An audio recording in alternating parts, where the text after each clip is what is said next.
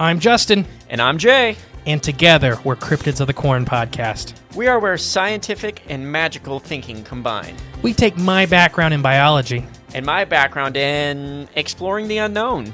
We cover everything from sea serpents, UFOs, Bigfoots, the paranormal. Sky creatures, land creatures, cavern creatures. So please join us at Cryptids of the Corn podcast. Community is always worth celebrating. The same goes for the businesses born within them. And with Drizzly, the #1 app for alcohol delivery, you can find the biggest selection of beer, wine, and spirits that are Black-owned and women-owned and more. Then get them delivered in under 60 minutes. Now you can sip with purpose and discover great drinks with stories worth celebrating. Download the Drizzly app or go to drizzly.com. That's DRIZLY.com to start sipping with purpose.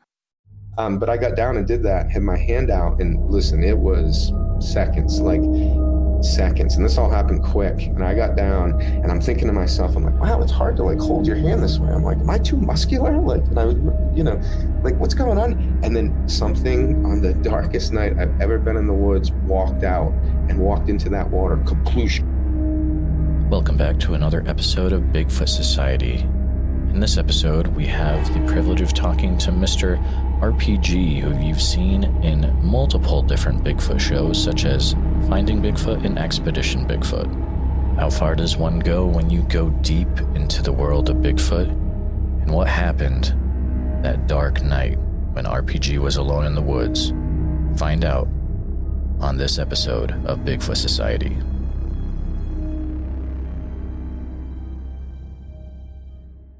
All right, Bigfoot Society, thanks for coming back for another episode. We've got a new friend, Mr. RPG is how most people will know him. He's been all over the Bigfoot spectrum from all sorts of different things. And how are you doing today, sir? Oh, man, I'm great. Mrs. had to take off for work, so I was left wrangling the kiddos and just barely got them down. And now I'm here because I've been so excited to do this, finally be a part of your world. And then, your whole world crumbles, but here we are and we're getting it done and nobody's screaming. So we're good. Dude, I love it, man. Is that is the necklace you're wearing, is that the same one that Bobo wears? Yeah. It took me years to shake him down for one. He would bring, 10 every time from the Spirit Carver. They're awesome. For people that don't know, it's abalone, carved out of abalone, Northern California. Beautiful. I actually got to dive with Bobes to go diving for this. And then afterwards, they're like, yeah, we probably shouldn't have gone. There were all sorts of sharks in the water. That's why the seals were acting crazy. But I tried to shake him down and he wouldn't give it to me. He just kept giving it to everyone because he's such a giving, nice dude.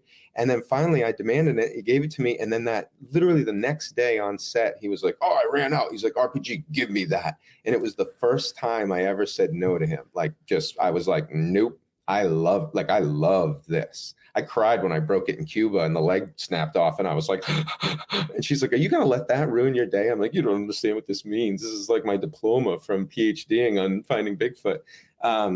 But yeah, so anyway, he has one too. And then he said, good for standing up for yourself, RPG. And then he walked off. So I earned this. This has been earned, years of begging, basically.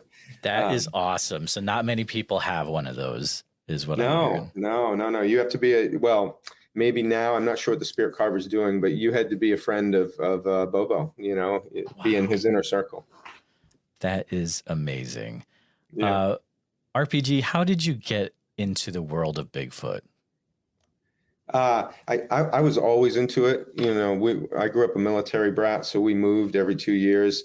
And, you're just the weird kid. You're the new kid and you got to blend. So you spend a lot of time alone. And I think all that traveling and everything came with a lot of fear, right? Because you knew you were going to a new school. And let's be honest, schools, that's a war zone and it's scary. And when you're brand spanking new and even the ugly, the stinky little nasty kids are like, oh, I'm going to pick on this one. This is a good one. Anyway, you just spend a lot of time alone in the beginning. And so I chased fear, and then I've got a family of all these women with all these psychic gifts that are all scared to death of it. Not going to blame organized religion, but I'm going to blame organized religion for making them scared of being in tune with the natural world. But anyway, so I just started looking into it. If there was a haunted house, I'd be like, well, why are people so scared? That's fascinating. I don't want to be afraid, but I also want to be afraid. So let's go check it out. So I would explore it. And most of the time I'd have to do it by myself, because you learn like real young, when you travel with a group, if one person breaks and like loses their mind, then it's literally becomes the scariest moment of your life and you're all running and screaming. But if I went by myself, I was able to go deeper and deeper every time I went. You know, I'm not saying I went all the way to the top of the old insane asylum house by myself first time, but I did it eventually. And you know, if Scooby-Doo teaches us anything, right, at the end of the day, it's an angry old white, you know, guy that's the problem. But that's me. I was always the problem. I was just scared of nothing. You know, the worst thing that could happen to me in a haunted house was I fall through the floor. You don't get that till later, right? But then that spread to the woods, and then I started getting into the woods, and that was scarier because now you're in nature and you're like, there's things out here that could like legit get me, like eat me.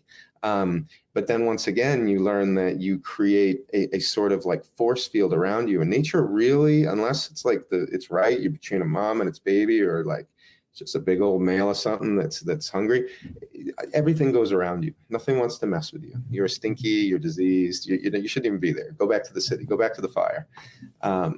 And I just kept doing that and traveling, and wherever we would go, I would just get into it. And then anyway, it's a long, not so boring story. But then eventually my brother and I, we started the Monster Brothers, and we were doing adventures together. Yes. And we said, yeah, oh dude, if you haven't seen the Monster Brothers, like go to YouTube, it's so check it out. Dude, 4-part series. Why didn't we make it? I don't know. They told us, they're like, you know, if you guys were famous already, this would be an amazing show. I'm like, is that like the worst or best compliment to ever get? I don't know. But yeah, we tried to put a lot together in that, you know, like you're looking for a monster, but then you go home in the adventure, you realize, oh shit, your parents are getting a divorce. You're like, well, that's a bigger monster than anything. So let's go B-plot. And anyway, we just mix it with humor and fun and everything. And I don't think everyone has to be so gosh darn serious all the time to be taken serious, right? You're not going to win anyone over. Just be yourself, and people are either going to believe what you're saying or not. But yeah, Monster Brothers was a shit, and we almost sold that. And then we were doing pickups for Spike TV, and they were like, okay, we want to see a little bit more. And we're like, okay, well, who do we bring on the show that like embodies our spirit, basically, you know? This like, let's go have a great fucking time, but let's get shit done, you know, like let's work hard, but we're also having fun. You know, it's the ultimate, right? You're just volume totally up. So my brother was editing at the time, and this buddy Jensen said, you got to meet this dude, James Bobo Fay. He's the real deal. And I think you guys are going to fall in love. And we were like, yeah, right. And then, you know, to anyone that's met Bobo, like he's larger than life. He's the Paul Bunyan of our field.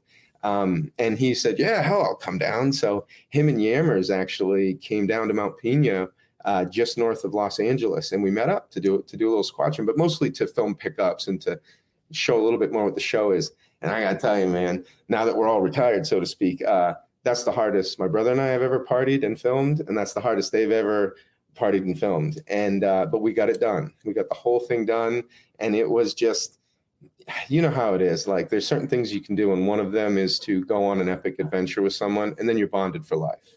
Exactly. You know, you're bonded. Yeah, and that's what happened. So we became like best friends. He's like, I can't believe you guys, you're crazy. I love you.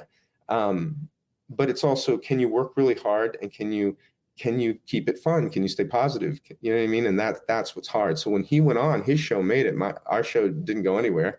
And after season 1, 1.5, I don't know, it's all murky back there years ago. He's like, RPG, you got to get on the show, man. We need that positivity. We just need it. It's a grind. And then that's how I kind of transitioned into that. And I like to say I got my PhD in Bigfooting there, because all of a sudden, you know, to be a young squatcher and just into the paranormal, to all that traveling, everything, to be getting paid to go live in the woods and hang out looking for it was just like, I hope there's multiple dimensions and universes. So every single one of you that are listening right now or into this got a chance to be in that position, because it was awesome, man. It was, if you're into it, it was the best job ever. And the irony is, like, I had already sold the show to MTV. Like, I was a big time creator, director, producer, all this. But when I moved to California, I couldn't get work. Like, literally, if anything, they were like, lucky, like, no. And so I had to humble myself and then start at the bottom. And they said, listen, we can't give you a position. I wanted the supervising producer position right out of the gates. I was ready, dude. I I just got back from Africa, all over the world doing it. Like, no problem. What are you talking about? No problem. Nope, had to re-earn it. So started as PA. And that was like, the amazing thing about Finding Bigfoot that most people don't know, because it was all behind the scenes, every single one of the people that worked on that show was like a genius. That's the only way I can explain. I'm like hyper brilliant, but like a weirdo, you know, like super and just, but crazy high functioning. And to work like around that and be surrounded by that level of like talent, like so much talent that it's almost like casual, was really awesome. Not to mention that we were in all the best spots. We interviewed all the best people. Dude, the first time I went out with them, like action happened, like first time, you know, and then it didn't happen for a few times after that again. But right out the gates, I was like, this is amazing. This is amazing. I can't believe, like, first time. And of course, no one believed me there either. They thought I was the new guy. So it's just like, yeah, he's overzealous. All right, maybe it wasn't a good idea to bring the RPG. But like, I'm not gonna lie about it, man. It took forever to have an experience. Life is beautiful. It's not about like the orgasm, the end, right? It's about everything leading up. Anticipation of the sighting is better than the sighting itself. So all these things that have happened when I was on the show, they were all genuine, you know, and now could it be misidentified, whatever, sure. But something real was happening to me. And that just kept happening over and over. And then, I don't know, imagine it's like traveling high school, you know, but you can drink and do drugs and do whatever you want. And as long as you get to work on time. So I don't know. It's like giving a bunch of pirates cameras and said, go film this show in the woods. And they're like, but we're pirates. We don't know. They're like, get it done. And we did. We did. Yeah. Chad Hamill built a really fun team. And like I said, I could talk all night about the camaraderie and how awesome it was, because the other thing people don't know about TV is it's hard, man. I mean, it looks easy at the end. Yeah, it's all cut together. Oh, that was oh, they were there too. Like, it's snowing, but we're on a schedule. We're there. Doesn't matter how cold, doesn't matter how long it takes. And, you know, and you can average like 12 to 16-hour days if you're really grinding or weather is messing things up. It's the real deal. And just to have the patience to sit in the in-between and not just go crazy and want to fight with everyone, because it's amazing. It's amazing, man. What's the class in high school? Not the RV. Who are the kids that went around filming? The AV. AV, yeah. Club. Yeah. It was professional AV club as far as I was concerned. Yeah. You know? But yeah, I miss those days, man. I miss it. If any of you ever had like a time in your life where you rolled with your crew and it couldn't be boring because it was so epic. Like, yeah. That was Finding Bigfoot. That's some good vibes from that description of finding. But you had a real good time, man. That's amazing. And I've talked to other people that have been involved with that, like Melissa Berkman and Craig Flippy was involved, right? Yeah, of course. And I don't even know a lot of the others, but even to get those two people and you in the mix, I can't imagine how wild it would have been, man. Just wild. Dude, Melissa, you know what's great about her? This just little caveat. Yeah. When she first came on, I was like, I had worked up from PA to king of the PAs. And I loved it, right? I loved it because it was mentorship and teaching. And there's nothing harder than you get on like a new show. You don't know anyone. You're trying to play it cool. You don't know the rule, you know?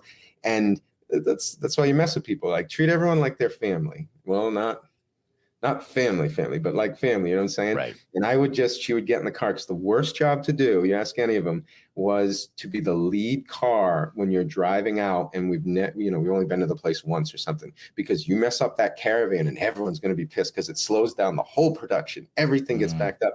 So like, it's the silly stress. It isolates that moment, but it's real. And I love it, because when I was producing, I wouldn't have to drive or anything or PA, and I would sit in the seat next to it and watch them drive and just tease and poke.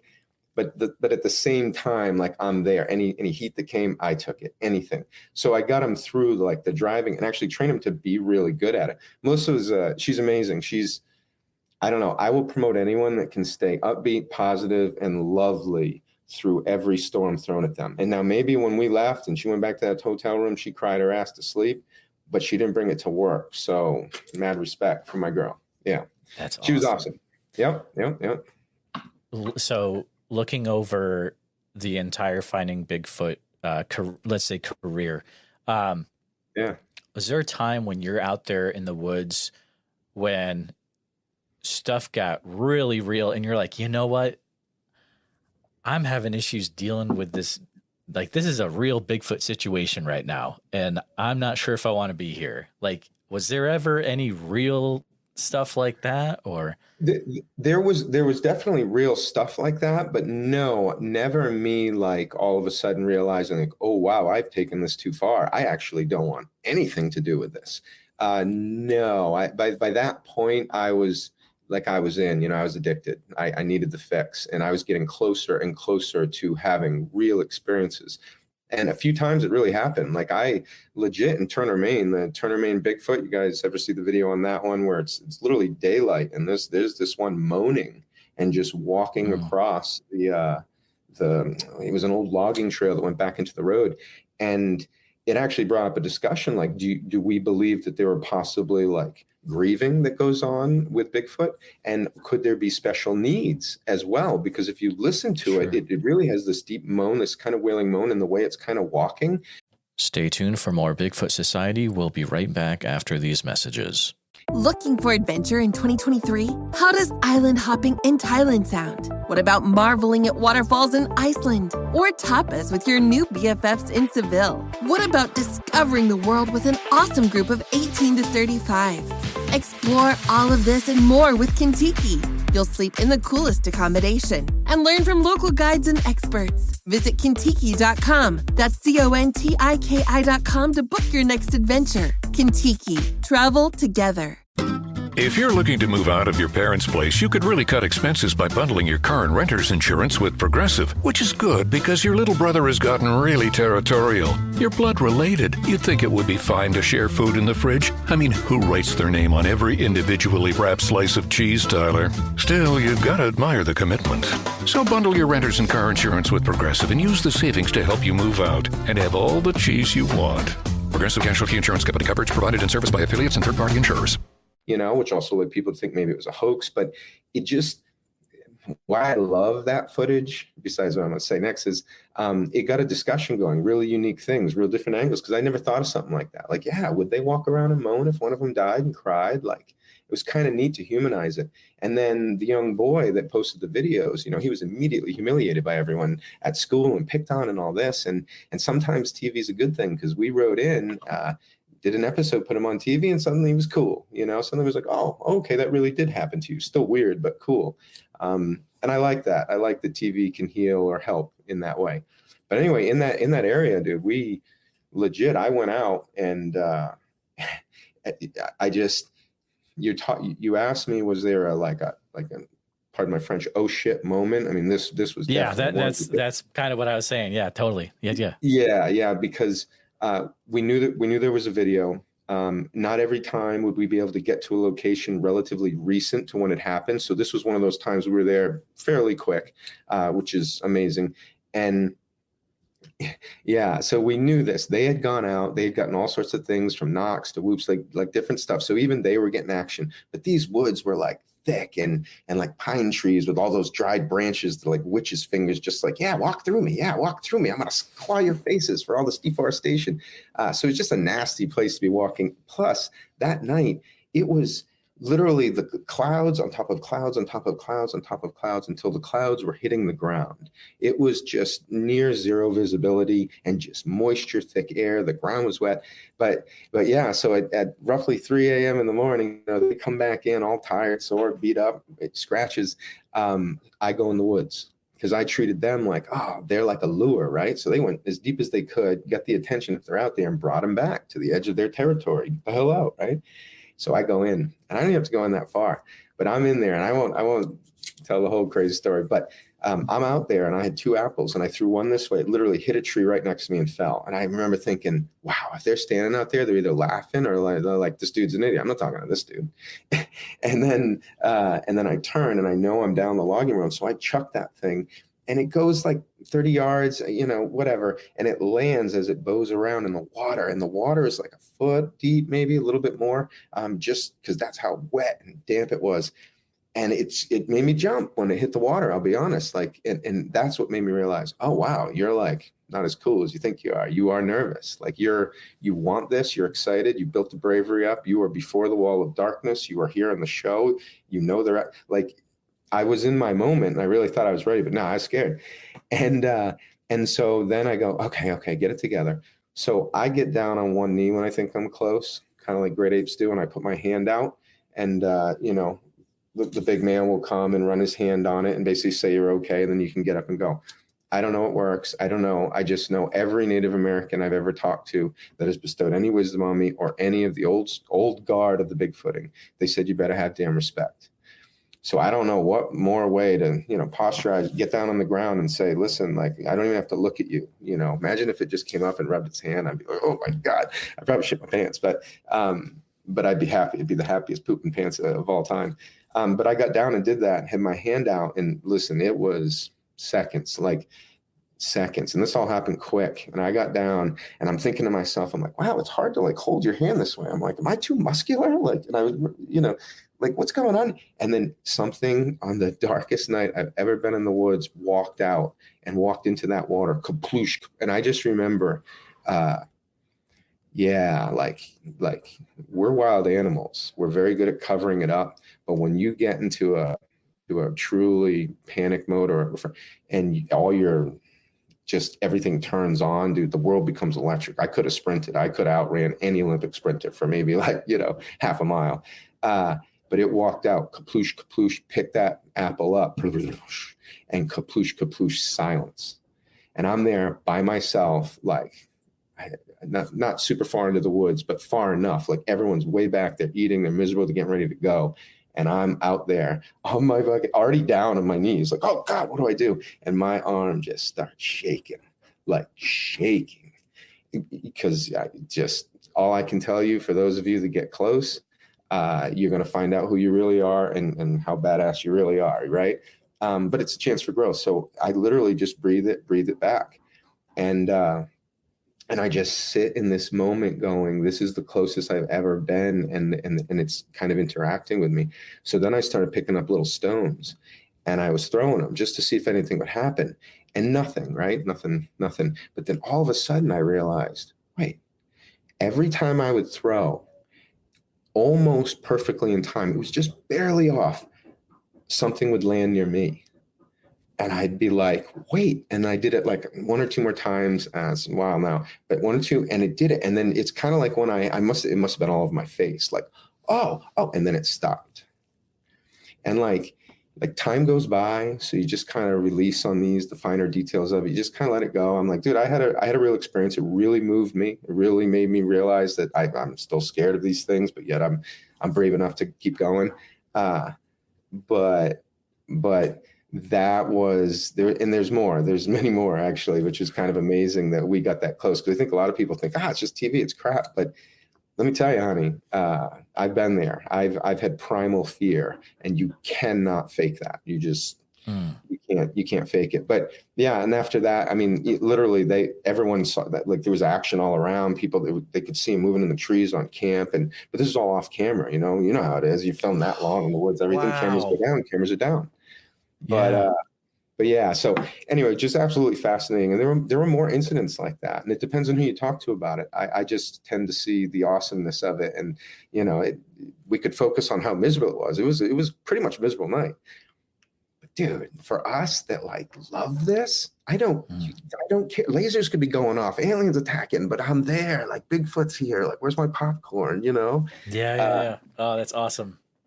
Dude, I love it. When you were out there, did you ever hear any crazy vocalizations? Have anything like that happen to you? Nope. No. Okay. And all those years too, there was no tracks, nothing like that. And no good. Did I hear things in the howls stuff of course, but nothing like I would be like, epic Sierra sounds like, whoa, you got to hear that. Mine was more moving around me. Like we would pull into base camp. Everyone would go that way. I would just go out of base camp right over here to where the water's edge was. And I would just reach out with my mind's eye. I would leave an offering. I'd tell him I'm there. Do you want to communicate? And then I would just hear him come down the ridge and stop on the other side of the river. And I couldn't tell you how many times that happened once I started using that wisdom, which is like before we were even there, you can look at a map, you can look at everything, and it's really this simple. I think life is really simple. We complicate it. You don't need to. And I just look at a map, say, I'm coming. If you're there, awesome. You know, like if you don't want to be seen or whatever, don't. So hopefully I didn't screw the show a whole bunch of times by kind of giving them the heads up. But once again, respect. If you're going to go in the woods and there's a bunch of bears, do you like hold your breath and not say anything and not make any noise because you want to get the perfect picture? No, you have to tell the bears you're coming. So you tell these giant bears you are coming, and then maybe they'll be lax and maybe they will give you a little something, because at the end of the day, who's going to believe this dude anyway, right? There's a story that we have a mutual acquaintance. Okay. And his name is Tate. And Tate loves to tell a story about how he met you out during the 99th episode. And I would love to hear that through your eyes, because I've heard it so many times out of his mouth. But what was that whole 99th episode like for you? Well, what was awesome is like that. So that was the big grand finale. Finding Bigfoot. And it was awesome because we were so ambitious with that one. And I had really wanted to like prove my worth. Right. And so not only did we have to produce an hour-long episode of television in the mountains, right? We also had to put on a festival. And just a festival alone takes lots of people, years, whatever. I was just able to do it. Oh, what's her name? Shira? I'm not sure if she still lives, but anyway, she was absolutely amazing. And together, the two of us built a festival and built that. And the whole time it's going on, we're getting word from all these different Bigfooters, Tate being one of them, being like, you got to get me in, guy. You got to get me in. Like, this is awesome. And for me, like, I wanted them all to be a part of it, right? Like, the one that's knocking on your door and the most passionate, shouldn't they be given the mic? I mean, they want it so bad that they're confident. They're like confident about it. And that's one of the things I think we all love about Tate. Like, he literally beats to his own drum, you know? He's awesome. He's a great character, and he can roll with any group and any people, and it won't alter his character too much. He's strong. He's a strong dude. Yeah. And at the end of the day, to pursue these things and pursue these moments with creatures of the woods, you gotta have a backbone. But anyway, yeah. So Tate was super into it, and as we're building the show, there are scenes that, you know, you present and then we're okay, we're going to do this, but then they just kept getting cut. So we kept getting narrowed down. And the worst part of producing is like someone who's so into it and you're doing everything you can to get them in, and then it's just not going to work out. And you just got to let them know, you know, you just go say, hey, I'm going to break your heart today, and I'm so sorry. And we almost got to that part, but luckily we ended up having a scene, and then we were able to divide them up so that they could go out in a group, and he made the cut. And he was, I don't know, he was just super stoked and super appreciative of it. And in my opinion, it's like, I'm more interested now in like the mentorship and the next level of Squatchers, right? Because I'm getting busy with family, and I want to encourage them to go farther, go deeper. Like the one thing people aren't doing, like go really far, like really go until you run into their territory and they literally come up and push you out. Like, do it. That's what Bobes did back in the day. That's, you know, Patterson, go. And I hope I inspire people to do that. And Tate is someone that is inspiring people to do that. So it's, absolutely. Yeah. I'm a big fan. He time after time, he's like, you have to come out with me. And then last year, I believe he's like, I'm going out in Iowa. You literally live very relatively close to where we're going to be. You have no excuse. And I was like, okay, let's do it. And we had action. Like, we got stuff, but you got to go search for Sabe on his YouTube channel too, the Iowa episode for that. Anyways, there you go. When you say you got to go for it. Mm-hmm. Can you explain, like, let's say there's a listener and they're like, they hear you say, you really got to go for it. You got to go like Patterson did, like Bobes did back in the day. Yeah. What is that exactly? Can you break that down, what that exactly means? Sure. Now, I am not saying to trespass, break any laws, Right. do anything. I absolve myself of all of that. But what I am saying is you find the road that goes the farthest, the deepest, to where there is nobody except a logging crew or a surveying crew, whatever. You make friends with the people that give you access to that, and you drive to the very, very, very, very end of that road. You park and you make calls into the night and you see what happens. That would be my recommendation. Or if you have known habitat, but it's surrounded, by civilization, you get to the center and camp. A long weekend, a week, the longer you can be there, the better. You've got to settle in. Like, nature has to feel comfortable around you, right? Once it's comfortable, then there's no threat. Threat is minimalized. Maybe they'll come closer. You never know. That's if they're even there. But I guess what I'm saying is like, get dirty. Go beyond what you think is scary. Like, don't just go a mile. Go 10 miles out. Map it out, chart it out, make it like really an epic quest. Make it something that scares you, because odds are most likely what's going to happen is you're going to go to the end of where you're brave where you're brave, and then you're going to conquer that and you're going to come home. So what's awesome is you're going to be just more badass as a result of it. But what you'll also have done is prepped yourself, because maybe that wasn't the trip, right?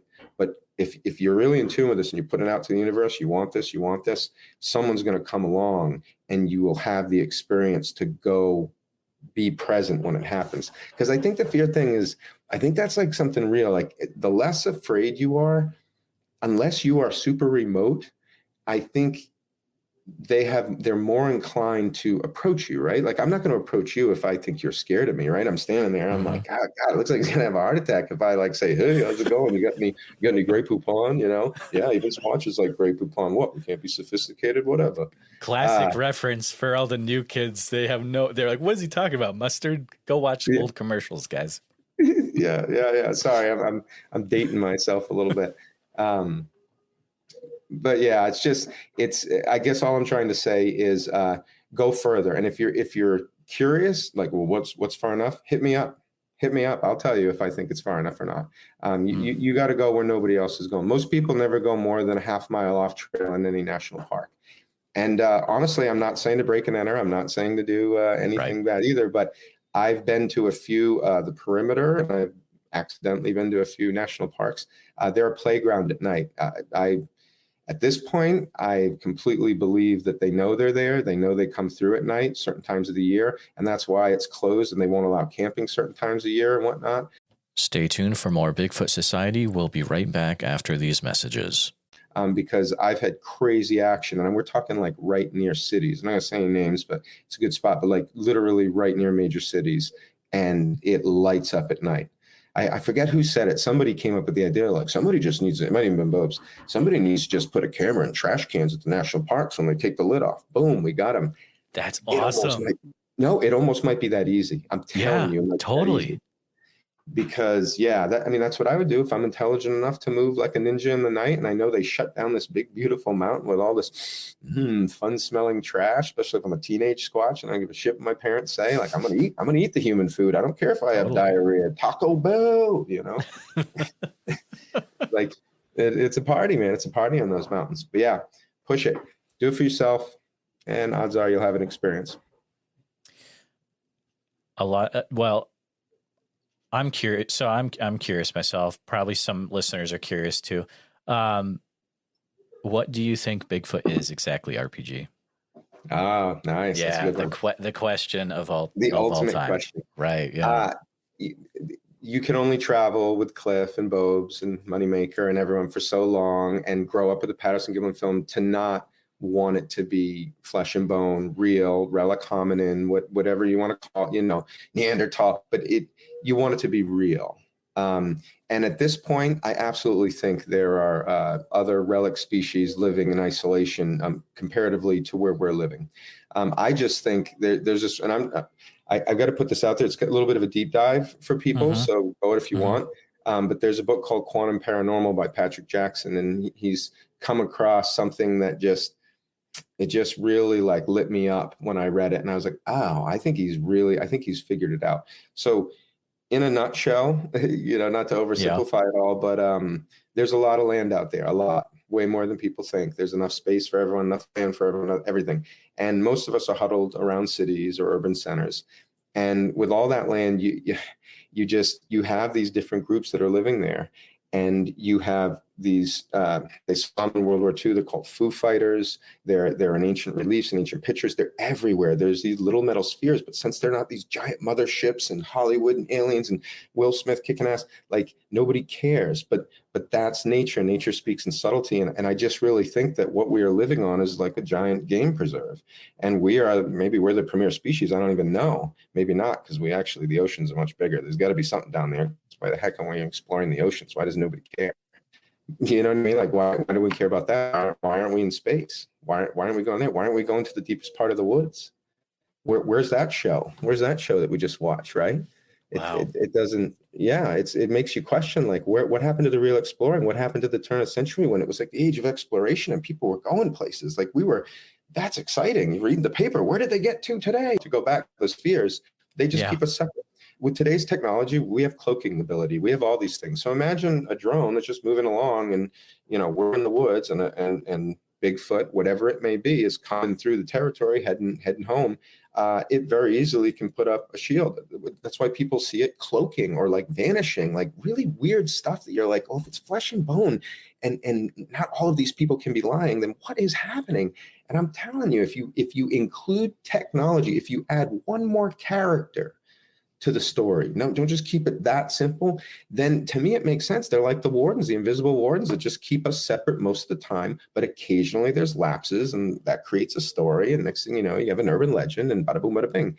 And that's what I really think is happening. Wow. I think there are relic hominins and we're being kept separate as best as possible, and that's it. And that's why I say go deep, because if you go deep enough, something, and that's true, something is gonna push you out, and say you should not be here.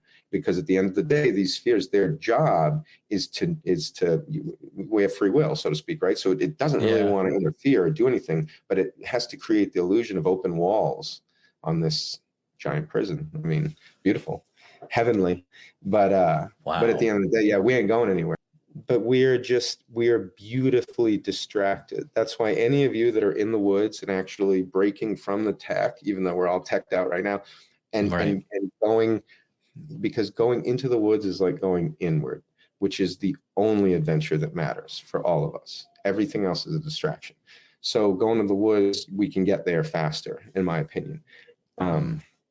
And I think, and honestly, that's another thing I think they did. If you want to talk about species specific, imagine if we didn't lean on technology like the dwarves in Token and kind of destroy ourselves, most of us.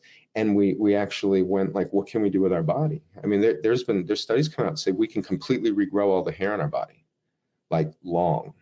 Just by thinking it? Just by going in. Yeah. Apparently, like it's possible to be triggered and to make it happen.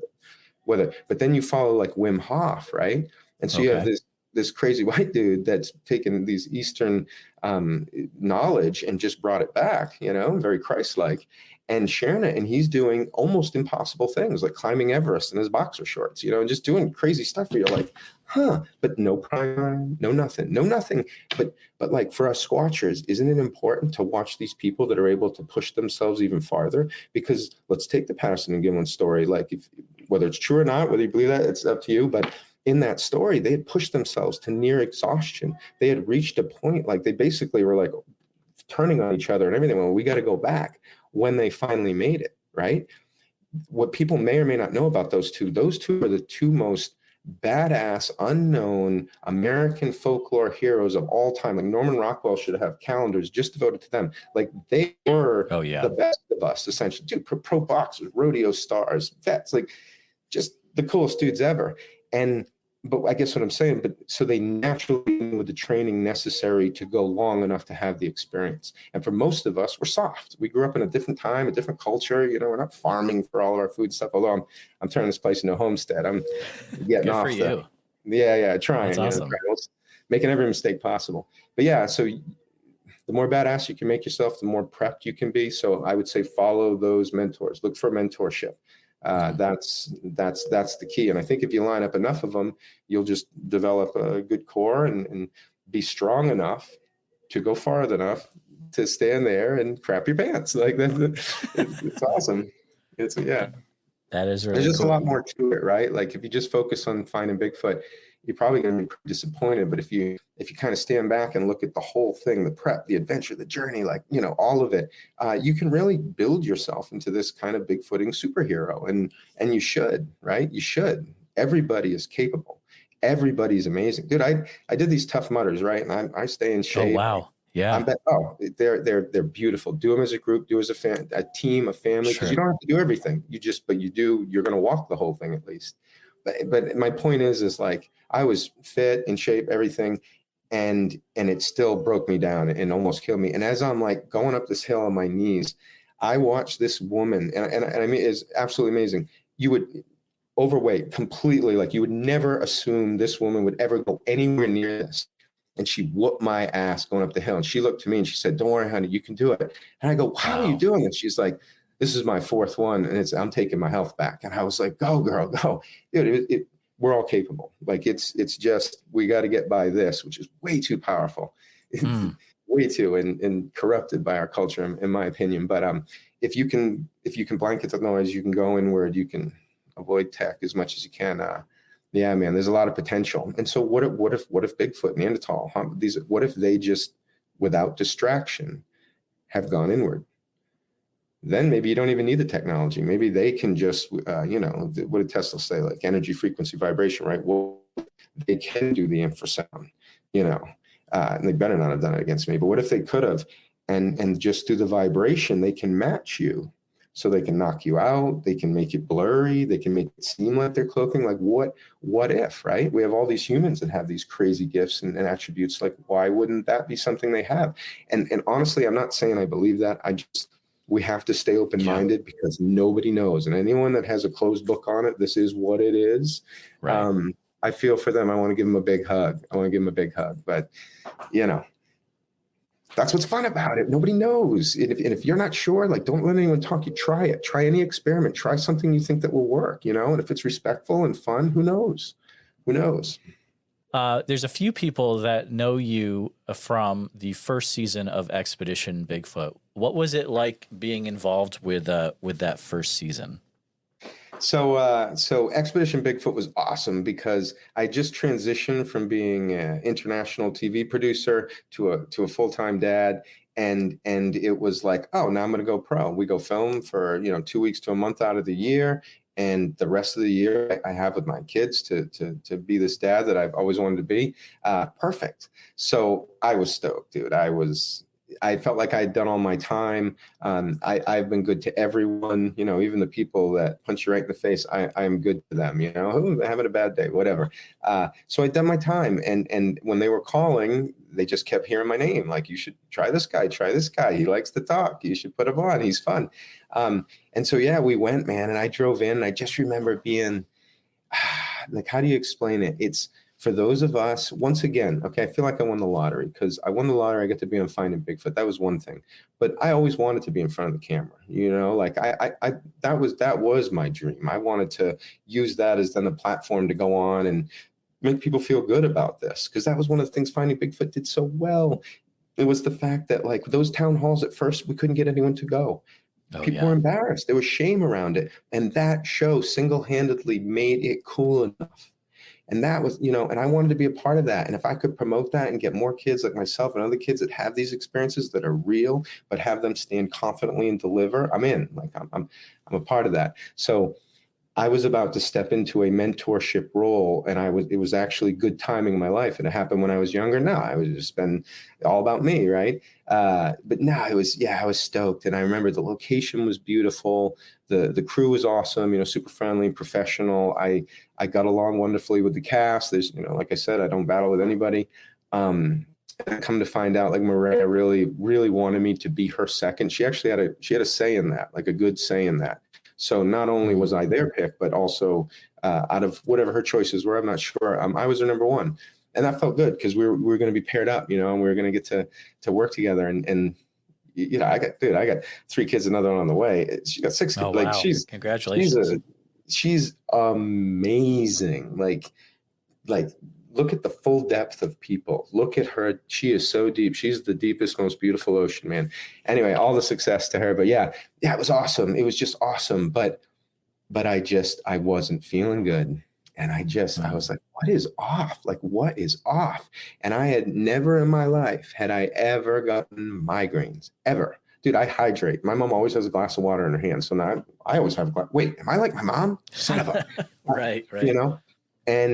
But I had just gotten back from the Guiana Highlands of South America looking for the lost city of gold, helping produce an episode of that. I had gone to Mexico for tooth work, which I'd been doing for about 4 years. Dude, the dental service, the price, just the fun of going to Mexico. Dude, I recommend it. But there's also the chance of it getting infected, right? And then I go on the show, and then there's the stress of finally stepping up and going pro, the way I always wanted. So I think it was kind of like a perfect storm trifecta.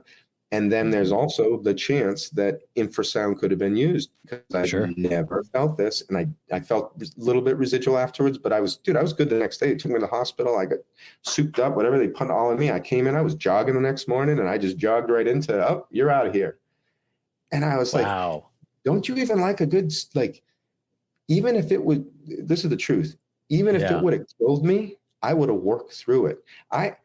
One of my eyes just dropped out, and it was just bleeding colors this way. It was like I was doing DMT out of one eye and still having to be able to focus and keep my attention. Dude, I would have done it too. Like I'm like, I want to win. You know what I mean? I'm competitive. I want to win, and I'm a team player, and I had made it. I wasn't going to let the team down. But that's the corporate world's different. You're a liability, and nope, you went to the doctors. That's it. Done. Wow. And man, that hurt. That's not only did I was a family man, right? So it was perfect time. And then I failed, and I didn't just fail me. Failing me is fine. Whatever. I'll go to, go on a tropical vacation and party it out.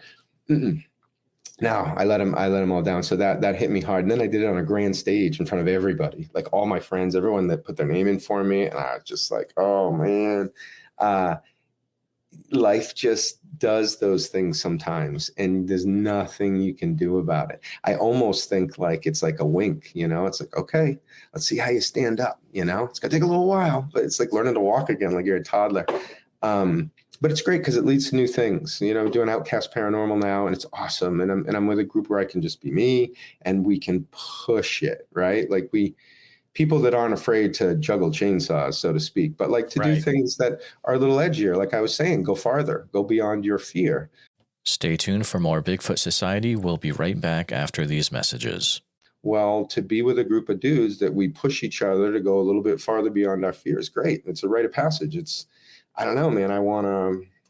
I got kids now. I want to be the best version of myself.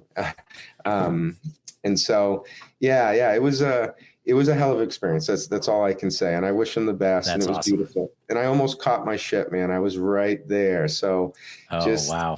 Yeah. Don't be afraid to go down. That's all I can say, but just try not to stay long. And the sooner you lean on people, the sooner you kind of let people know what you're doing, the sooner you can get lifted up. When your buddies are making fun of you about it, you're going to be doing all right. That's awesome.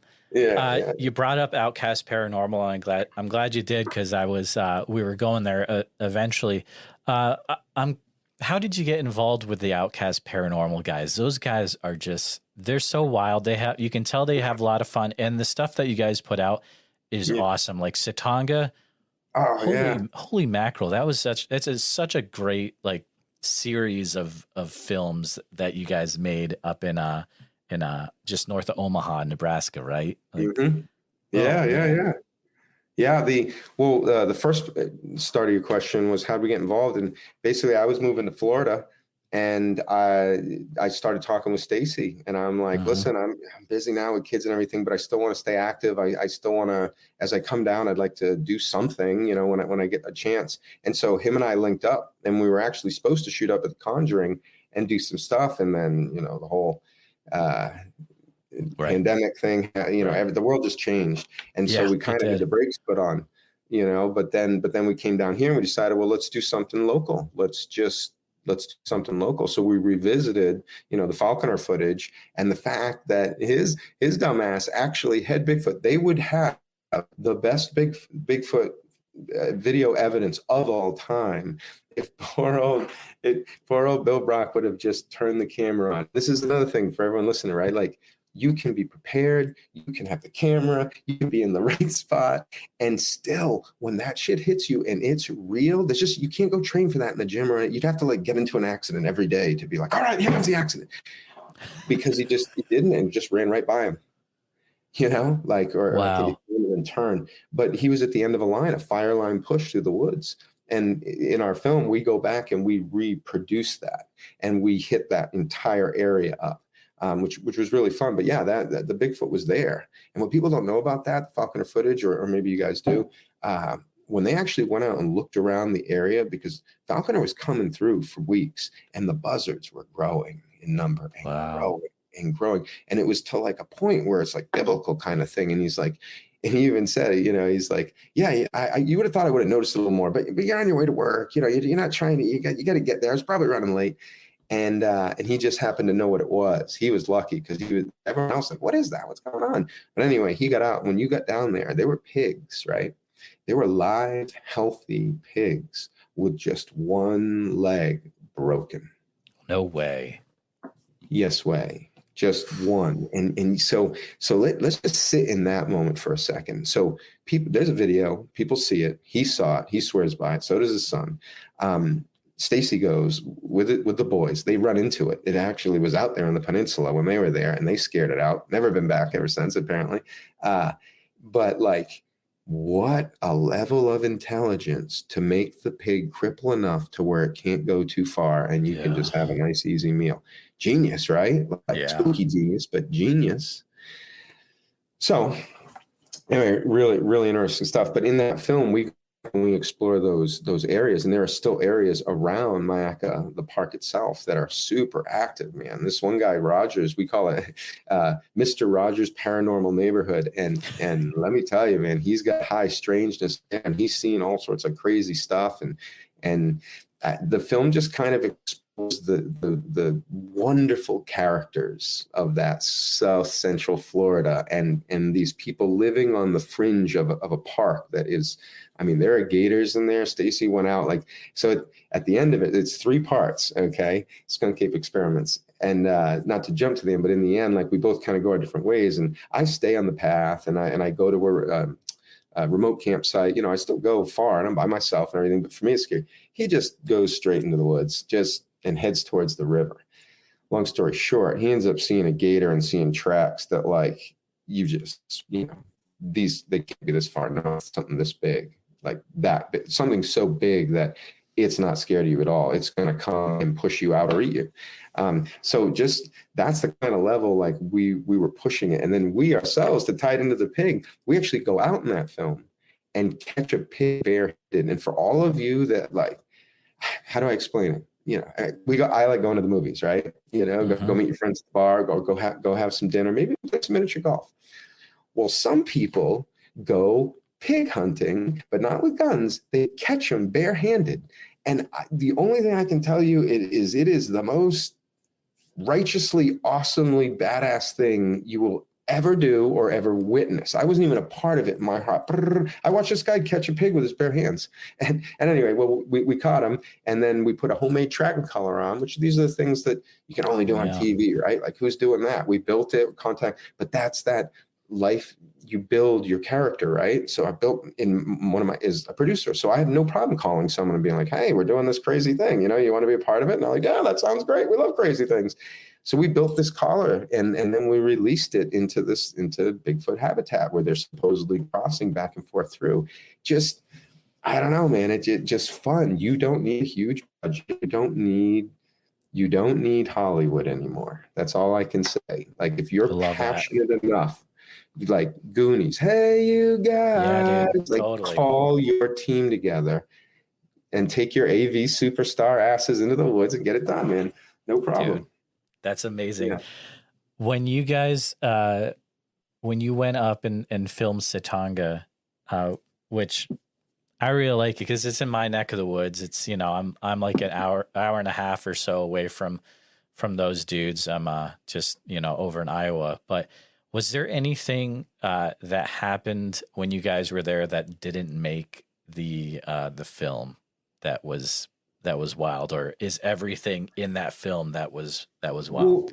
Well, as a disclaimer, Yeah.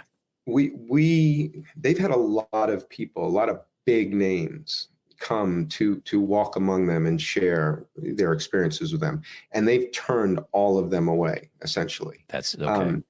Yeah, so they're difficult to like get through to, and so like we went a first time, and then we went a second time, and that first time, like, banging heads, we almost weren't going to go back, but then you sit and you go, okay, so what are they really asking for, right? They want to be taken serious, and for most of us, being just completely frank, when you hear that Native Americans are using prayer to bridge the gap between our culture, our species, you're like, what? Like, what? But if you keep that open mind and you realize, why are all these big names going? There's something going on there. Then you go, right? And you say, listen, I want to be mentored by you. I want to learn, because I would never have to use prayer. And I use MindSpeak, which I guess if you look at it, kind of a way of praying, just, being respectful, letting them know you're coming. But it works for them, man. I all these years, 30 plus years of adventuring and doing it from kid forward, never had that much happen in one cold ass weekend. First of all, you guys, it's like crazy cold there, like crazy cold. Maybe I'm just soft now that I live in Florida and I just can't handle any weather, but like, and when the wind comes howling off the river, you're just like, oh my God, but active. And so as a result, we said, so how do you do it? We're here to do it. We're not here. This isn't about glory and capturing everything. It's like, we would really love a genuine experience. And they said, well, you got to turn the cameras off. So you're like, damn, well, that's like the only thing that's going to make this a little hard to like sell it. But in the film, if you watch it, I think we did a pretty good job, considering that all the things we were experiencing, if you were there, were phenomenal. Like, man, I don't even want to believe what happened, because it was so spectacular. But I stood in the woods next to my brothers in arms, and I watched the woods light up with lights, and I'd never seen anything like this before in my life. Never. Dude, I believe in the spheres. I think they're there. I think that I've never seen one, but you got to trust Gut's the oldest part of you, right? Yeah. First thing you develop actually has brain cells in it. Everything that goes higher, even your heart, can mislead you, but not your gut. And yeah, man, I was either staring at the bottom of a mothership, but there was no noise, and it was in the woods, or the greatest hoax ever. I mean, there would have needed to have been hundreds of people wearing like light suits and having things in their hands, and like it would have the most wonderfully orchestrated thing. Or what I bared witness to was who was there that you also know? Eli.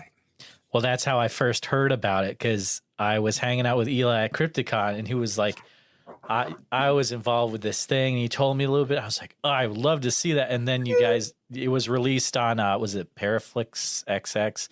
Yeah. I'll put it in the show notes. But I was like, this is crazy. Yeah. It was. And like, so yeah, we weren't able to film it. But as a result of not making it about that and making it about, okay, we're here to have a genuine experience, and they would do a prayer, and then the woods lit up. And so now I'm watching this, right?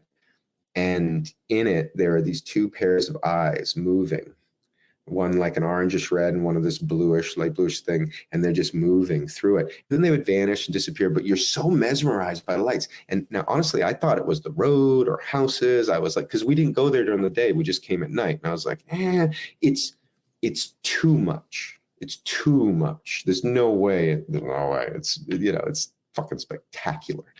And these eyes move. And when they got to the part where there were less lights, it was twinkly. It was kind of like this whole area. I remember I was just watching them, and I'm swaying my head. Like they said, the Satanga there moves. Satanga is their name for Bigfoot, for those of you who don't know. The movie's called Satanga, Bigfoot, Spirits, and Faith.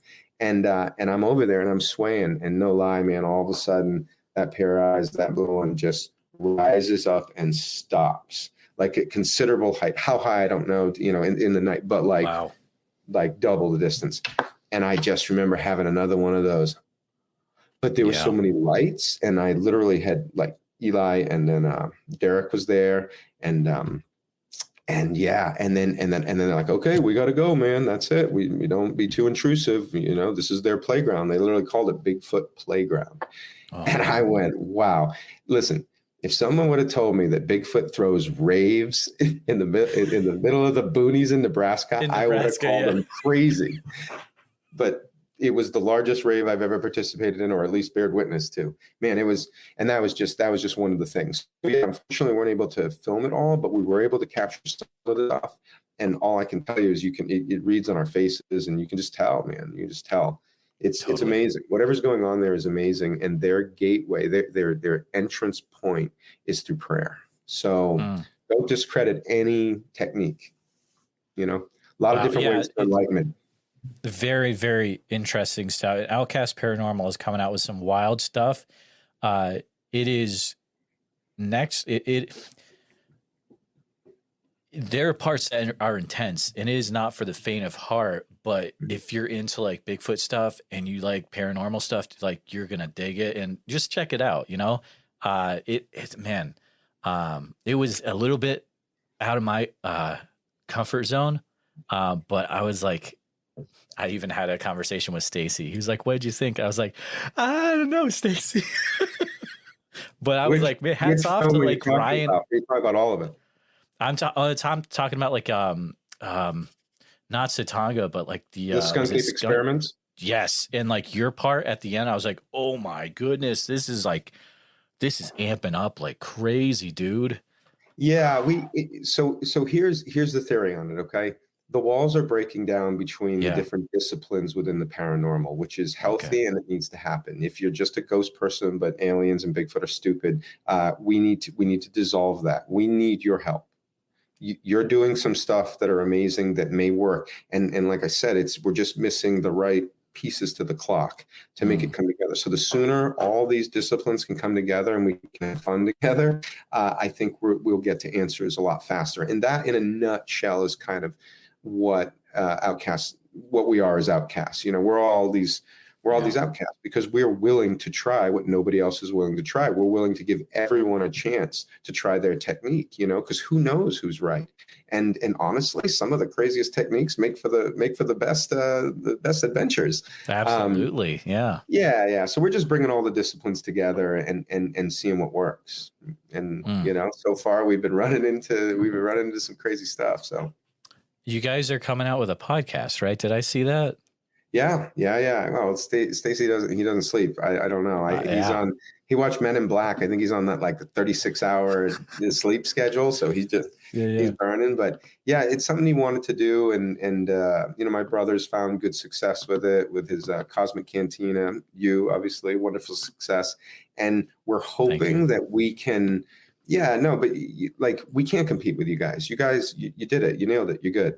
We want to try and just like we did with the skunk ape experiment, we created a graphic novel element and we weave the stories together to give a new flavor. Like we acknowledge there's a lot of good people working in the space, man. We just want to create a flavor for people like us that like it a little like a shotgun, it's like a little more fun, a little more fun. It's not that we're not doing the work, but that's the goal. So we're hoping to be a little bit edgier, it's awesome. A little, that's great. Yeah. In about 6 years, it'll be legal to do our podcast. How about that? That's so funny. RPG, this has been a delight talking to you. It's been so much fun. Thank you for showing us into your world of everything you've been involved with. And I mean, you've taught us a lot through this interview. It's been amazing. Before we head on out, it is by all means, if there's anything that you want to plug or, have people make sure they keep up to date with, take some time to do that.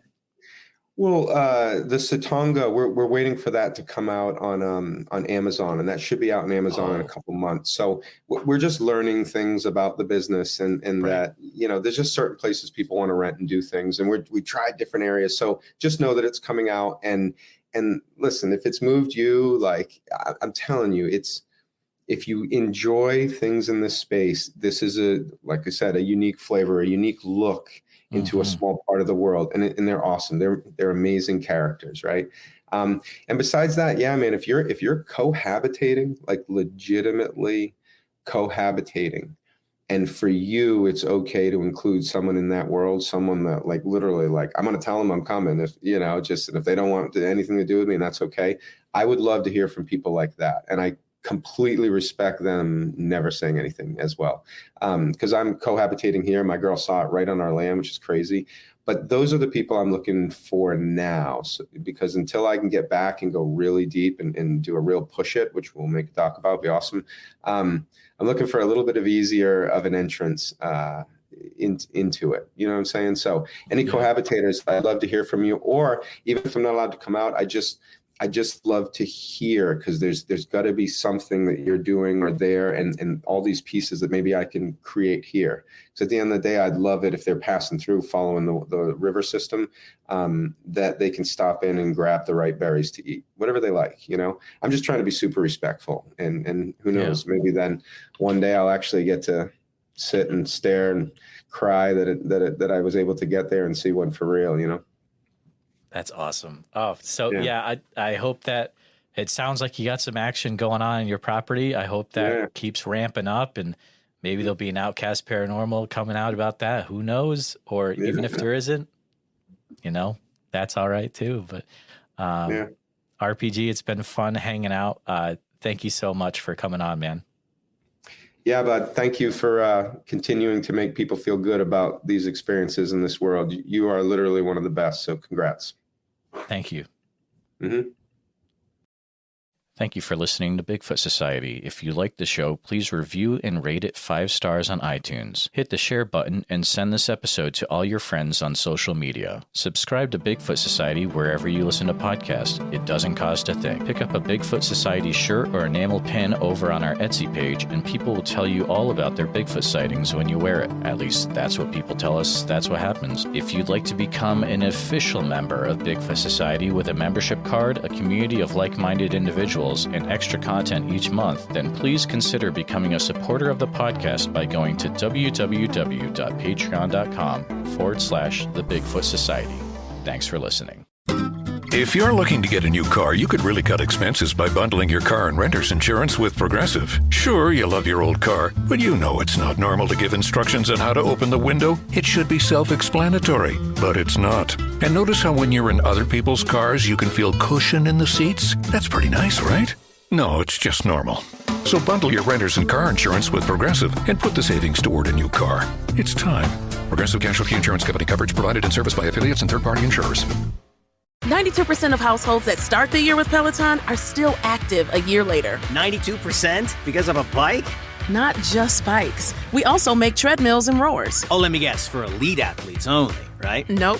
It doesn't matter if you're an avid exerciser or new to working out. Peloton can help you achieve your fitness goals. 92% stick with it. So can you. Try Peloton bikes, tread or row risk-free with a 30-day home trial. New members only. Not available in remote locations. See additional terms at onepeloton.com/home-trial. Strange Familiars is a weekly podcast which explores the weird corners of the world. From Bigfoot and other cryptids to ghosts, UFOs, folklore, and forgotten history. We don't just talk to authors and researchers, we talk to actual witnesses of the paranormal. As he came in, the power flickered off again. I don't think I had ever been as scared of anything. It flickered back on and he was right beside me. And he got really close to my face and he said, "Stay away from things you don't understand." We don't just talk about haunted places and spooky forests. We go there, and we take the listeners with us. What? Did you see that? You saw that, right? Did you see something move there? Yeah. A flash. In the dark. Yeah. Find Strange Familiars wherever you listen to podcasts or at strangefamiliars.com.